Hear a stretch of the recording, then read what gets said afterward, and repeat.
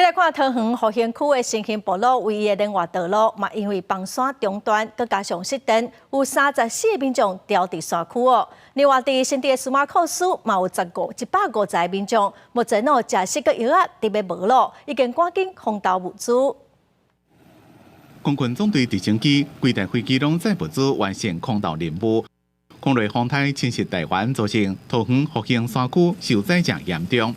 新兴部落唯一对外路未通，而且佫停电，34位民众袂输敢若生活伫咧孤岛。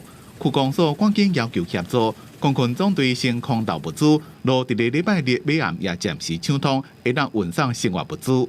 里面目前还断电断水，因路程比较危险，小朋友也都还没有到学校去就读。那复兴区目前停电的户数大概降到大概差不多是200户左右比先前的上千户已经少很多了。所以我想，桥已经抢通了，以后这个进度会加快。虽然对外这条路暂时畅通，不过行讲路基还佫无啥稳定。伫最近1礼拜，医院限制一般车袂当出入，只个开放以4轮传动的车会当出门去买生活用品。台电也赶紧入去部落内面抢修。尽管受到风台大雨影响的，还佫有新竹的司马库斯，因为真侪所在路崩山，车无法度过，变做孤岛。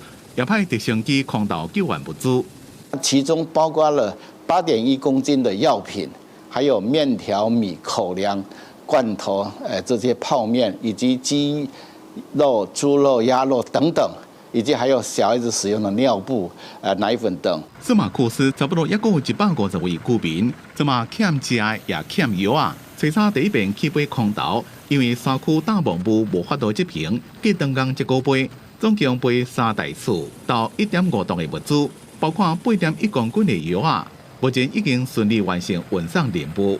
记者综合报道。